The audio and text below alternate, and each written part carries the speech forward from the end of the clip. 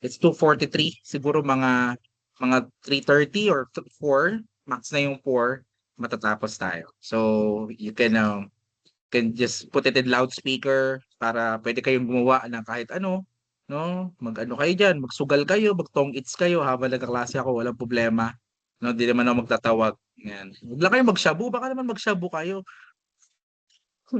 Mag-shabu kayo, ganun-ganun. Habang nagkaklase, no? Mabihira kayo. Tanghalin tapat. Hindi pwede magpuyat ng tanghali. Tanghali eh. Nagpupuyat ka lang sa gabi. Naka-record na pala tayo. Ay, naku ba yan? Sige, let's share a screen. Teka lang. A window. Ayan. So, our lesson, and kita nyo na? Ano, everyone? Kita nyo na ba? Show me some reactions there. Ayan. Okay. Sige. So, ayan. So, ang lesson natin is the functions and cultural change and development. It's part of the week 2, no, ng ating lecture. Yan. So, let's begin.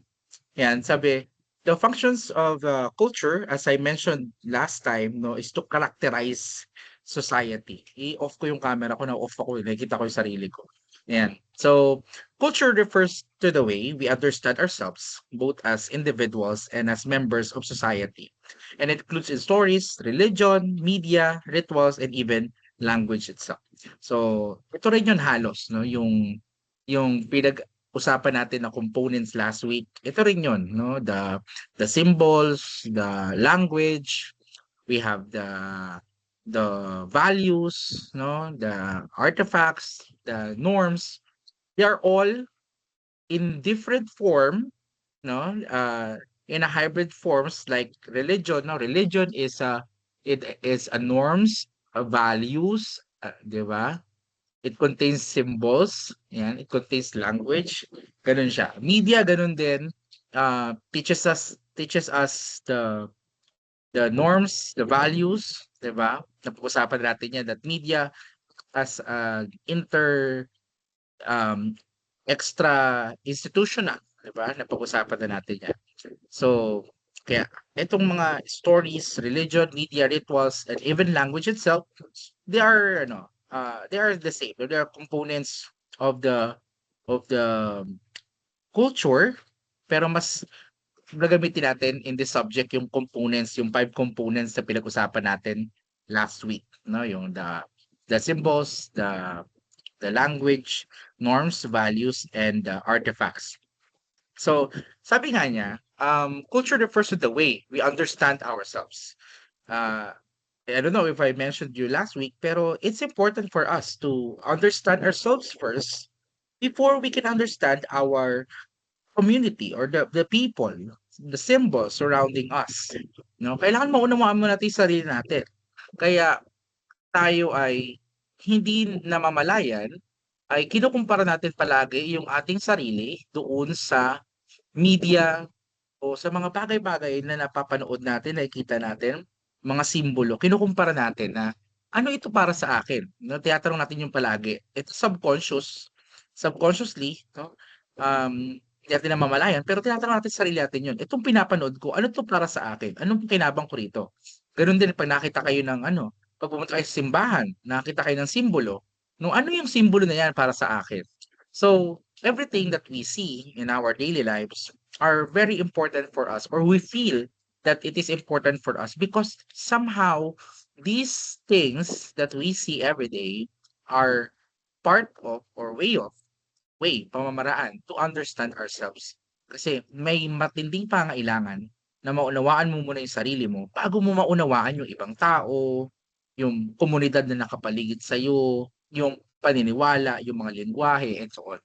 So, and sabi yan, as individuals, no? Bilang isang tao, bilang sarili mo, and as member of the society, hindi mahalaga sa isang tao na makibahagi siya dun sa lipunan na yun, no? And as part or member of the society, it is your duty, no, to understand the everything, no? Everything na nag-e-exist doon sa lipunang kinabibilangan mo.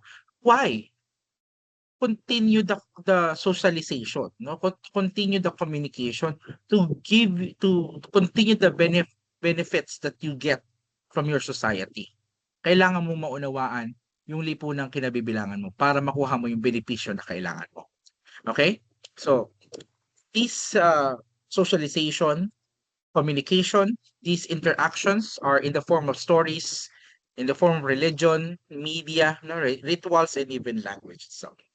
So therefore, culture, one first function of the culture is to characterize it. Uriin at para maunawaan yung ating sarili. It is critical to understand that the term culture does not describe a singular fixed entity. Instead, it is a useful heuristic or way of thinking that can be very productive in understanding behavior. As a student of the social sciences, you should think of the word culture as a conceptual tool, no? Isang paraan ng pag-iisip, a way of thinking. Ganun yung titingnan dapat yung kultura. It is a way of thinking. Yun yung paraan niya ng pag-iisip eh. Yun yung kultura niya. Rather than as a uniform static definition. So, kung isipin siya na meron siyang definition na katulad ng sa diksyonaryo, no? Hindi ganoon ang kultura. Ang kultura must be treated as a tool, as a way of thinking. No, para siyang sapatos sa sinusuot para maintindihan mo, maunawaan mo yung isang pangyayari, isang bagay o kaya isang tao. So culture necessarily changes. It needs to change, no? And is changed by a variety of interactions, no? Required sa kultura na magbago at nababago yung kultura dahil sa variety of iba't iba at maraming interactions. Interactions kanino? Interactions with individuals, interactions or consumptions of media and technology, just to name a few, no? Pag ikaw nakipag-usap ka sa kapwa mo, usap ka sa tao, gumamit ka ng teknolohiya o kaya ay nanood ka ng mga palabas sa media, more likely uunlad or magbabago yung iyong kultura, yung pagparaan mo ng pag-iisip. So, cultural change and development. The definition of cultural change. So, na-define na natin yung culture. No, culture is a conceptual tool, a way of thinking, a way to understand other people, objects, or societies. Yan. It's a conceptual tool. Ganun yung siya itandaan. So, what is the definition naman ng cultural change or cultural development? Wala naman kasing pwedeng sabihin na yung kultura paurong, no? Pabalik. Hindi ganoon ang kultura. Ang kultura ay progressive, laging pa-develop. Dahil nagsisimula ka sa kaunti ang nalalaman, when you interact with other people, you learn something new, adapt on it, apply those learnings, and then you created something different or something new out of it. Hindi mo talaga siya ginagaya, kundi ina-adapt mo lang yung bahagi ng isang bago mong natutunan. Naintindihan ninyo? So, cultural change is a concept that denotes some internal and external factors leading to change in the cultural pattern of societies. It can be material as well as non-material in nature. Cultural change may come from many sources, but most of them comes through contact with other culture, inventions, and internal adjustment of culture. So isa-isahin natin 'yan, no? So sabi niya, cultural change is a concept, no? That denotes some internal and external factors leading to change in cultural patterns of society. So sinasabi niya, ang pagkaunawa or yung karaniwang definasyon ng cultural change ay yung pagka-encounter natin ng internal o kaya external factors that leads to change of cultural pattern. Yung nakagawian, no? Yung nakagawian natin, binabago natin yon dahil meron tayong na-encounter na bago. Bagong individual, bagong teknolohiya, bagong media. So, pwedeng yung cultural change ay material. Ibig sabihin, nagbago ka ng gamit, nagbago ka ng object. For example, when you are born as a Catholic Christian, and then there was a time that you became a part of a born-again Christian, so you remove the cross in your house, 'di ba? Tinanggal mo yung krus, yung mga ano, mga rebulto or statues ano ba tawag dun, mga imahen, no? Tinanggal mo yon, that's a cultural change, no? Nagbago ka ng material, 'di ba? Halimbawa, ikaw ay Pilipinong-Pilipino kung manamit, 'di ba? And then you are being exposed to Korean novelas, Korean culture, and now you are wearing clothes like Korean people. That's a material cultural change. Okay?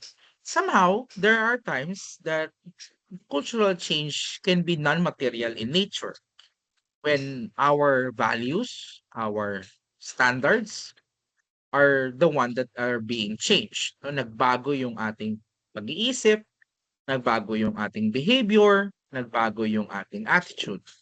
So cultural change may come from many sources. Maraming pwedeng pagkuhanan o maging dahilan ng cultural change. And but most of the time, it comes through contact. Ito yung sinabi ko sa inyo, interaction. Interaction, contact, exposition, no? Exposition to other culture, pwedeng magbago yung kultura.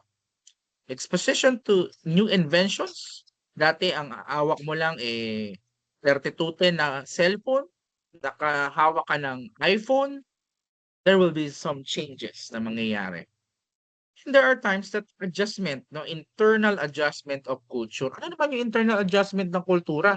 Halimbawa, ikaw ay Katoliko nga, no? Kapangasawa ka ngayon ng Budista, 'di ba? So, your values, your the God that you are worshiping, probably pwedeng magbago, no? Pwedeng mag-adjust. Dati si Kristo ang yung sinasamba dahil nakapangasawa ka ng Budista, si Buddha na, no? Internal 'yon. Now, there are three factors. This is just three among so many factors of cultural changes. Yan. But most of the time, ito yon. Most of the time, these are the three most uh, usual factors of cultural change. Number one, contact. Na sinasabi na natin yan kanina. The contact between two societies will obviously change the culture of both the societies through the process of cultural diffusion and acculturation. No, meron tayong cultural diffusion and acculturation. Tama ba? Nalagay ba dyan yung ano ko? Yung may notes ako nito eh. Wait lang. Yeah. So, the contact between two societies will obviously change the culture of both the societies through the process of cultural diffusion and acculturation. Sa kultura, hindi 1 plus 1 is equals to 2. Actually, what really happened is 1 plus 1, one culture exposed to another culture will result to 3 cultures, tatlong kultura, no? Because it will result to another culture, no? Yung dalawang kultura pa nagbanggaan o nagsama or nagkita, may mabubuong panibagong kultura. Panibagong kultura, panibagong paraan ng pag-iisip, no? Na hindi mo maiuuri na bahagi nung una o nung pangalawa. So, ano ba yung proseso daw, no, na nangyayari yung contact? So number one is the cultural diffusion. Yan. Describes the spread of one culture's practice, beliefs, and or items like food, music, or tools. This spread can be among members of the same culture or to completely different cultures around the world. Cultural diffusion is why many cultures around the world share similarities. So ang cultural diffusion is that kinukuha mo lamang kung ano yung ibang bahagi ng kultura, halimbawa sa kultura ng Hapon, no, sa kultura ng mga Japanese, ang kinuha mo lang yung pagdadamit nila ng kimono, 'di ba? So hindi mo kinuha yung ibang bagay. So that's a cultural diffusion that is still count as cultural development. Development pa rin yun kasi may nadagdag eh. Yeah. So the spread of one culture's practice, belief, or items. Ayan, this spread can be among members of the same culture or to completely different cultures around the world. So, nagdadagdag, no, spread of one's cultural practice. Isang practice lamang or yung ginagawa. That's the cultural diffusion. Halimbawa sa Japanese, sa Amerikano, sa Americans, ang kinuha mo lang yung pagkain nila ng burger, 'di ba? Sila mas gusto nila, mas prefer nila yung mga Amerikano yung burger compared sa ating mga Pilipino kumakain ng kanin, 'di ba? Eh ikaw, ganun ka rin. Maarte ka sa kanin, gusto mo lang burger. So, cultural diffusion 'yon. Kasi kinukuha mo lang yung isa, dalawa, or ilan ng mga bahagi ng kultura at hindi lahat. Dinadagdag mo siya ha. Cultural diffusion is addition. Okay. Culturation is mainly an alteration. Pinapalitan mo ng katumbas. Halimbawa, ayan, sabi diyan, the process of change in artifacts, customs, and beliefs that result from the contact of two or more cultures. This term is also used to refer to the results of such changes. Two major types of acculturation, incorporation, and direct change may be distinguished on the basis of the condition under which cultural contact and change take place. So, ano yung acculturation? It is total change. Excuse me. Or, it is a total change or, ano siya, no? Process of change. May binago ka talaga, alteration. Ina-alter mo talaga. Halimbawa, um, ang pananamit mo ay Pilipino. Nung na-inlove ka sa Korean culture, hindi ka na nagdadamit ng Pilipino. Totally nagdadamit ka na ng Korean. Gano'n. O kaya, um, vegan culture, no? Alam mo yung vegan? Sa Ilocos, hindi, joke lang. Yung sa yung kumakain lang ng vegetable. Mas prefer yung vegetable. Ultimo yung karne nila doon, hindi sila gumagamit ng karne. Ang ginagamit nila, ano ba yun? Basta, ah, vegetable based na karne. O, di ba? Parang tofu. Pero hindi, tofu. Di ba? So, alteration or acculturation yung tawag natin doon. Totally pinapalitan mo. Halimbawa, dati kang Katoliko. So, ang sinasamba mo o lumuluhod ka sa harap ng crucifix, 'di ba? Crucified Jesus. Ngayon, dahil nag-asawa ka na ng Japanese, hindi ka na kay Jesus lumuluhod, kay Buddha ka na, 'di ba? Gano'n. So, culturation tawag natin do'n. So, yung cultural diffusion is more on addition, adding, or adapting, or getting some practices from other culture and then add it to you. Yung acculturation naman is total change, no? Pinapalitan mo talaga. Now, we have the technological evolution. So, syempre, when the technology evolved, syempre, yung kultura, mag-a-adjust doon, i-a-adapt yun, no? Any technological evolution in the country will bring a change in their culture. Yan, nilakayan ko na. Their culture also. For example, change in production technology, changes in the means of communication, changes in the means of transportation. Diba? Dati, ang gamit natin, kalesa, may kabayo. Nung na-imbento yung makina, coaching de makina na yung ginagamit natin. Diba? Nagbabago tayo and we adjust on it, and also, together with the adjustment, is yung practices natin na ginagawa, binabago rin natin. 'Di ba? Dati nag-e-essay writing, pagka-essay writing, handwritten talaga kayo, sulat-sulat talaga kayo. Ngayon pagka-essay writing, sina-chat GPT niyo na lang. O 'di ba? Nagbago ng practice. Nag-evolve kayo. Tumamad kayo. Hindi, joke lang. Nandamay lahat. Nagkaklase lang si Sir, nagagalit. So, lastly, no, the geographical and ecological factor, the geographical the geographical and ecological factor is a nature or a physical factor. The climate or rainfall, attitude of the place, closeness to the sea, decides the culture and lifestyle of the people. Any change in the physical features will automatically lead to change in their culture, habits, and way of living. So, yung geographical or ecological factor, pwedeng ma mabago niya yung mga tao, no? Pwede niya ma-develop yung mga tao because people has to adjust with the geographical or yung climate, 'di ba? Nakita niyo yung mga bahay sa Batanes? 'Di ba? Pag nakita kayo ng mga video sa Batanes, ang liliit, parang mga mushroom lang yung kanilang mga bahay, maliliit, yung mga bubong mabababa.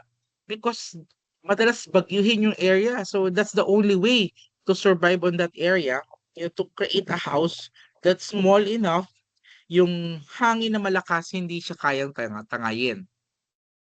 Yun. So ganun din, 'di ba? Like the people in the mountain area, they will hunt for food, no, with syempre yung mga hayop na makikita sa bundok. But yung mga malapit sa dagat, of course, they will hunt food also, but what with the resources in the ocean, 'di ba? Nagbabago yung buhay natin depende doon sa lugar natin. Ayaw mo natin 'yun sa gusto. Okay? So, what are the causes of cultural change? Okay pa ba kayo? Heart react nga kayo diyan dun sa mga pwede mag-heart react. Baka naman naiiwanan ko na kayo, 'di ba? Kumain na ba kayo? Baka 'di pa kayo kumain, 3:00 na be. Ha, 'di na 'yan kain ng matino, hmm. Dapat kumakain kayo. 'Di bale ng mataba, at least busog, kaysa payat ka nga, sexy ka nga, gutom ka naman, 'di ba? Mahirap 'yun. Saka magpataba kayo kasi ang mataba mahirap kidnapin. Oh, eh, 'pag payat ka, isang bitbit lang sa'yo madali kang mabitbit, pero 'pag mataba ka, 'di ba, oh, pagsawaan ka ng ano, nung ki-kidnap sa'yo, ayoko na, mag-ano na lang, magtrabaho na lang ako, sabihin nung ano, nung kidnapper. Kung ganito lang, 'di naman kikidnapin ko kay bigat-bigat, para ako nangidnap ng 2 sako ng bigas, 'di ba? So, mga gano'n-gano'n yung goal niyo dapat, kaya kayo kakain kasi para kayo ay ano, mahirap kidnapin. Saka 'di kayo aano-anuhin, aapi-apihin 'pag mataba kayo. 'Pag halimbawa mataba kayo, kasi yung problema sa ibang mataba kaya sila inaapi-api, hindi kasi sila lumalaban. Kaya ako 'pag ako ganito katawan ko, 'di ba, mataba ako, subukan mong angasan ako, sabihin mo sa'kin, "Ang taba mo, wala kang kuwenta." Dudurugin ko siya, ipapakita ko sa kanya na ito ang dahilan kaya ako nagpataba, para durugin kita. Gano'n, ha? So, sige, haba na.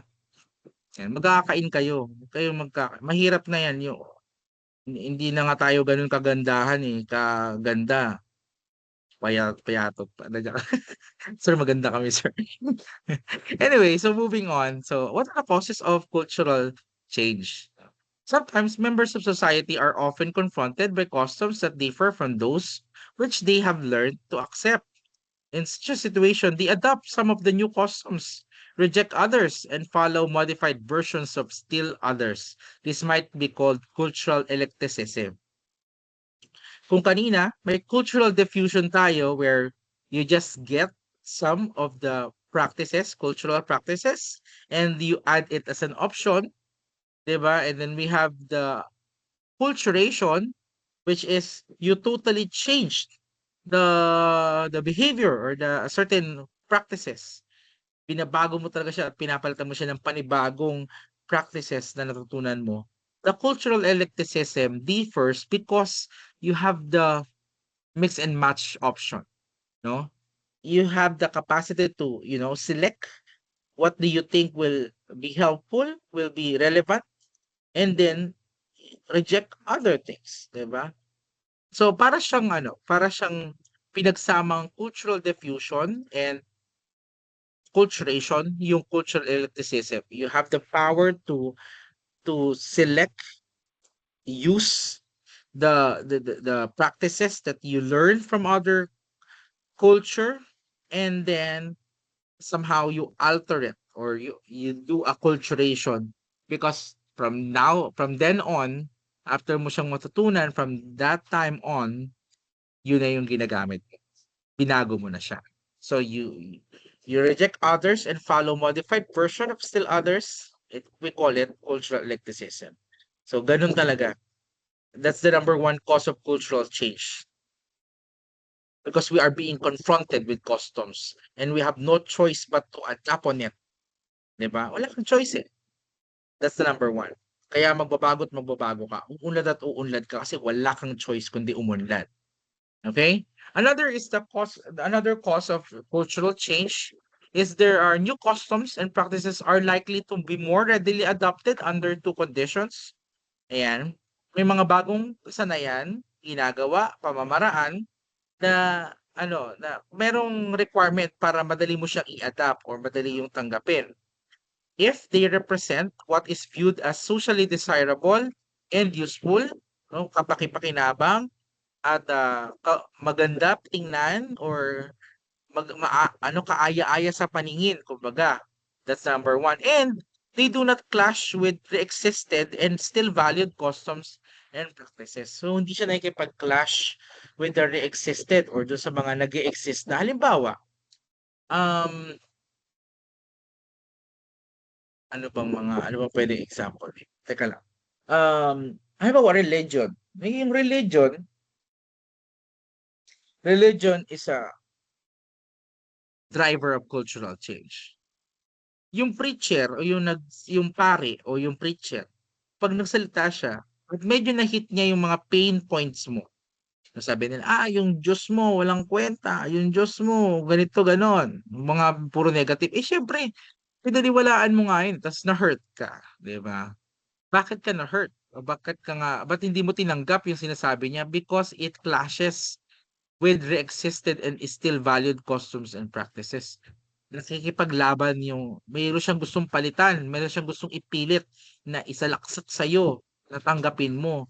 Gano'n yung nangyayari kaya nga may mga nagka-clash sa religion, 'di ba? Huwag natin pag-usapan relihiyon, napakakomplikado. Gano'n marinig ninyo kasi nga may mga pagkakataon na kina-clash niya yung nag-e-exist na, 'di ba?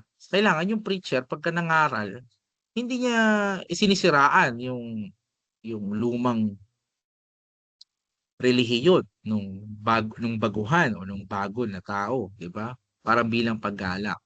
O halimbawa 'yan, tinatanggap natin yung mga bagong custom and practices kapagka una, they are socially desirable and useful, no, kapakipakinabang at katanggap-tanggap, kaaya-aya.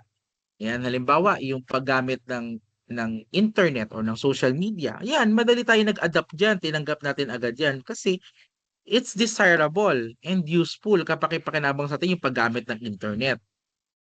Ngayon, kung meron lang nag-e-exist sana na internet tapos clash na yon, may chances na hindi natin tanggapin yung internet pero wala siyang gano'n, wala siyang kina-clash kaya maaga natin siyang tinatanggap or maayos natin siyang tinatanggap. Teka lang, sandali lang.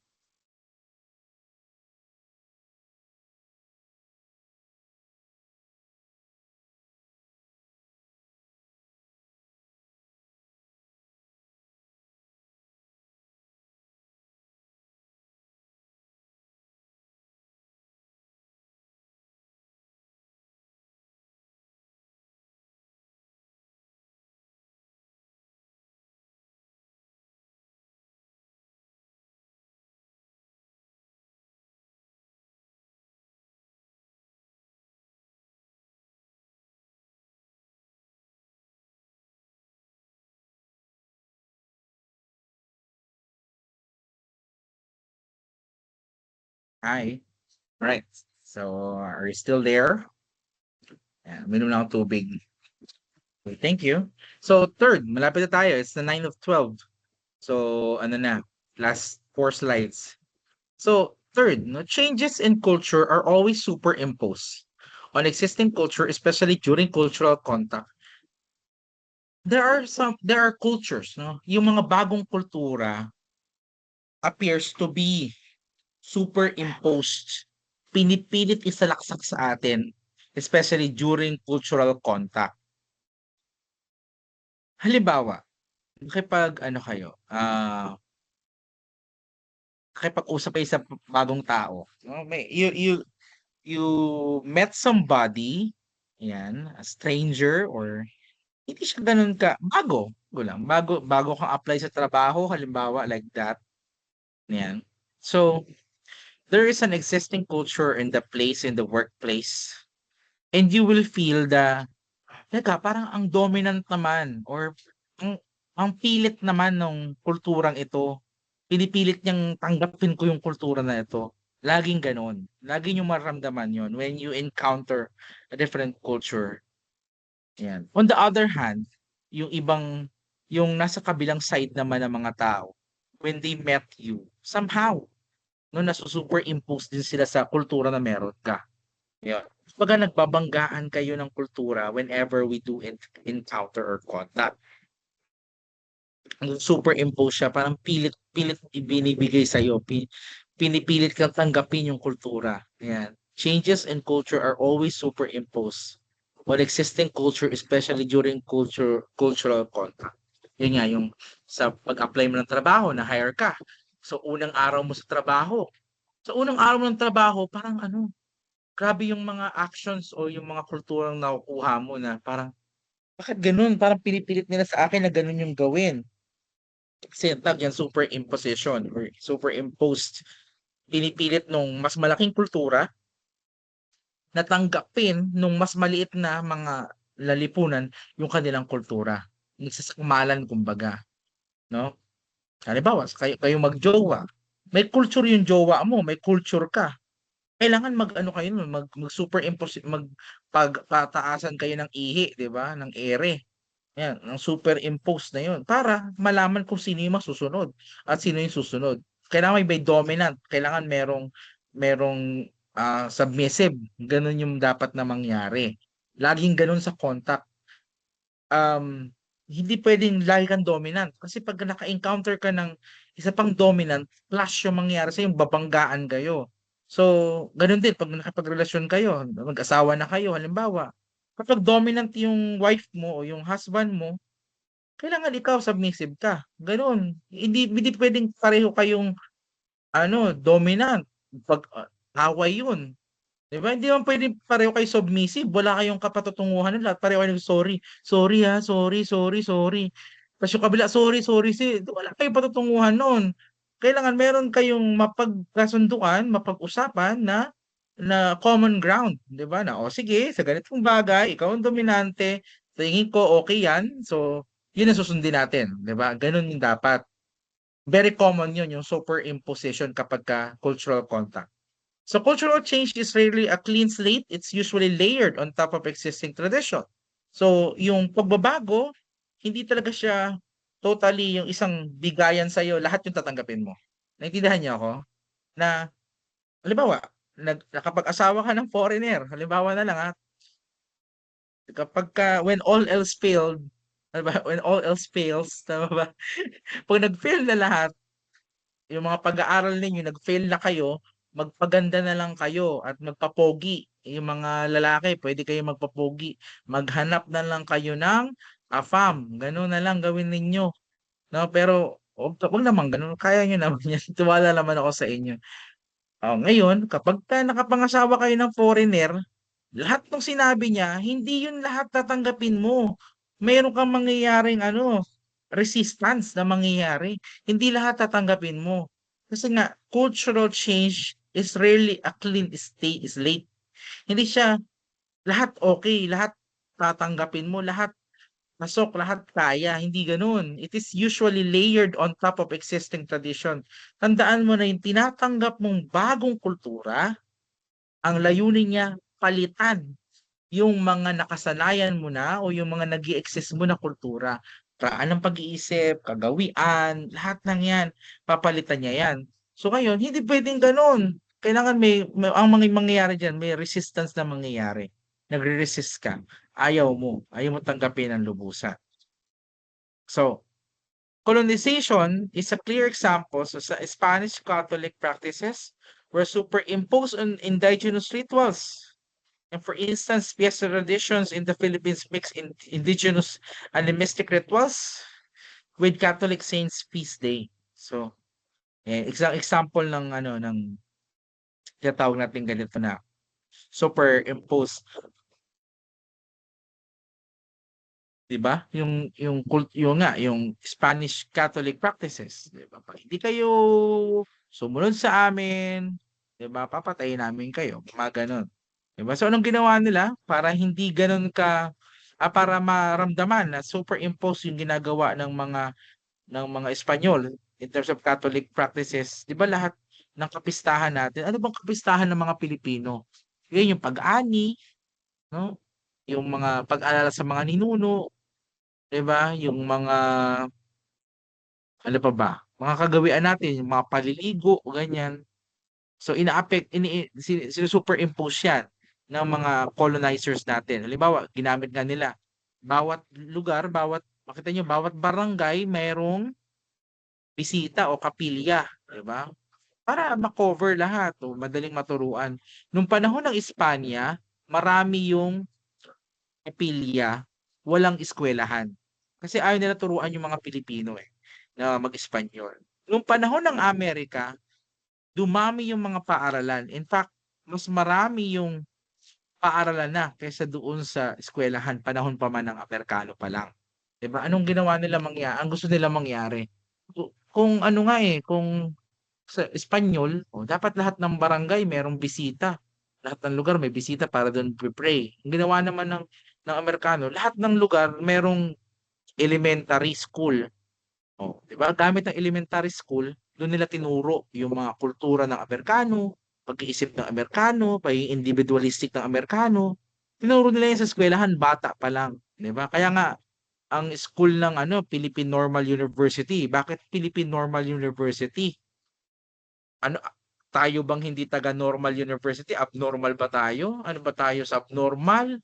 'Di ba? May sakit ba tayo sa hindi gano'n, no? Kaya normal 'yon to normalize yung status ng Amerikano, no, sa paningin ng mga Pilipino. Isipin niyo ba naman nung panahon ng Amerika, nanggaling tayo sa sangkaterbang mananakop. 300 taon sa panahon ng Espanya, under tayo ng Espanya. Ilang taon din tayo Amerika, 3 taon ng Hapon, 'di ba? Tapos after ng Japanese era o times colonization sa Pilipinas, sa kanila binuksan yung mga eskwelahan. Ang mga tao galit. Ayaw na namin ng mananakop, ayaw na namin ng mga foreign, mga yan, mga dayuhan na manakop ng bansa namin. Hindi na namin yan iaalaw. Ayun, ang ginawa ng Amerika. Natakot sila doon sa galit ng mga Pilipino, kaya inuunti-unti nila yung mga Pilipino gamit yung mga teacher, nilagyan ng mga eskwelahan, tinuruan ng lengguwahe, tinuruan paano magbasa at magsulat ng bawat Pilipino para para matanggap ng Pilipino na ang Amerika ay kaibigan. Yun yung unti-unti nilang itinuturo sa mga kabataan at pati maging sa mga magulang ng mga Pilipino. Amerika ay kaibigan, America is a friend, America is good, America is kind. 'Di ba? Gamit yan ng mga teacher. Gamit ang mga teacher. Pagka nag-very good yung bata, nakapagsulat, bibigyan ng lollipop, ng tsokolate. Yung bata naman, nakatanggap ng reward, kaya tanggap niya na, ay, mabait si teacher, mabait yung Amerikanong teacher, yung maputing teacher na yan. Ganun na nangyari. In communication, this is like a palimpsest, where old script remain under new writing. Society never erases everything, it overlays. So nangyayari, parang palimpsest lang na tinatawag, o yung mga lumang mga lumang mga aklat nire-rewrite lang natin, no? Halimbawa, yung Biblia, tagal-tagal na ng King James version ng Bible. Ngayon, yung isang Pilipino, tinatangka niya na ano, gumawa ng Pilipino na Biblia yung konyo-konyo, o 'di ba? Yan. So, lumang dokumento pinapalitan lang, binabago lang ng mukha. Ganyan ang lipunan. Yung mga practices, ginagawa, pag-aralan ng pag-isip, attitude, behavior, way of doing things, lahat ng yan, hindi yan na-erase. Napapalitan lang. Nauuso lang. Nalalaos lang ba? Ganun. Nalalaos, may nauusong bago. Okay? Andiyan pa kayo? Hard react naman kayo dyan. Dami po. Ayan na lang. Last 2 slide.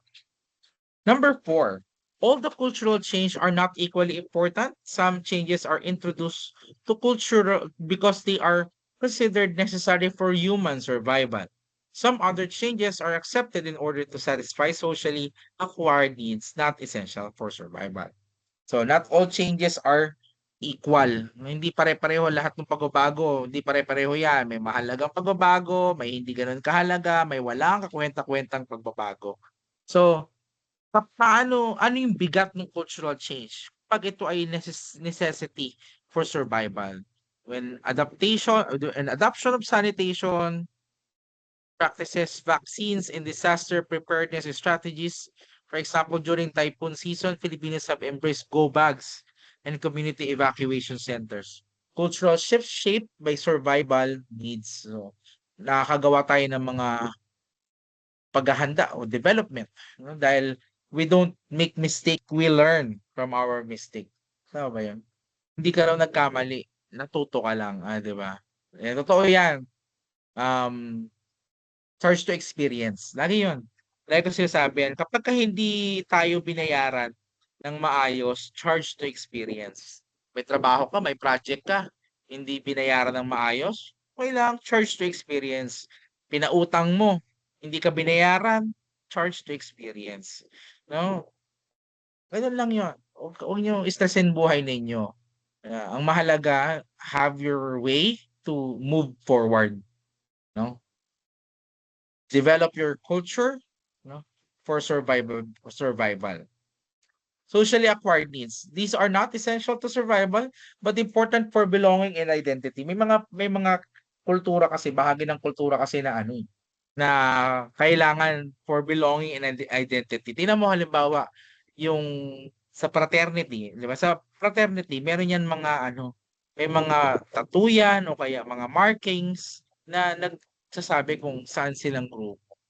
'Di ba? So hindi 'yun talaga mahalaga, pero it's for the sense of belonging and identity. Kaya 'yun yung ginagamit niya na ano, oo, or gano'n ang ginagawa niya.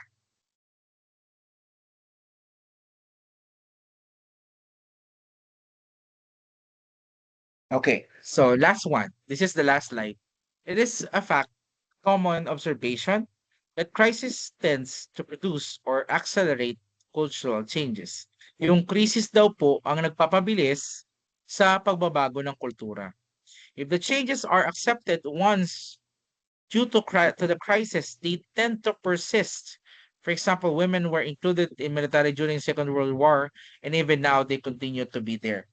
Nung pandemic, 'di ba? Nung pandemic, kahit ayaw mo ng bakuna, kahit ang sakit-sakit ng bakuna, nagpabakuna ka, 'di ba? Kasi nga merong crisis, may crisis na nangyayari. Kaya pagka ano, ayan yung bakuna. Dahil pa yan example. Crisis often accelerate cultural change because necessity forces adaptation. Yung pangailangan, nagfo-force natin na mag-adapt.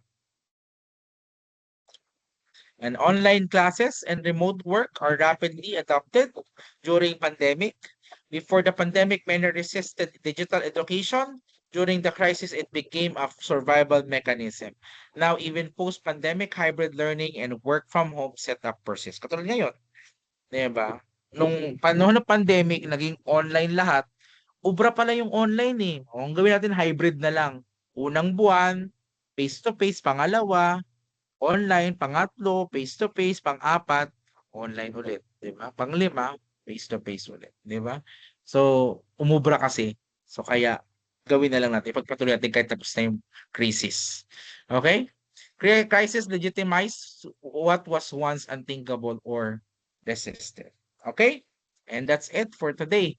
'Di ba? So I hope you learned something today. Maraming salamat sa inyong oras. I'll stop sharing and I'll stop the recording. Paano ini-stop recording dito? Kasi hindi pala nag-record. Stop the recording. Okay, so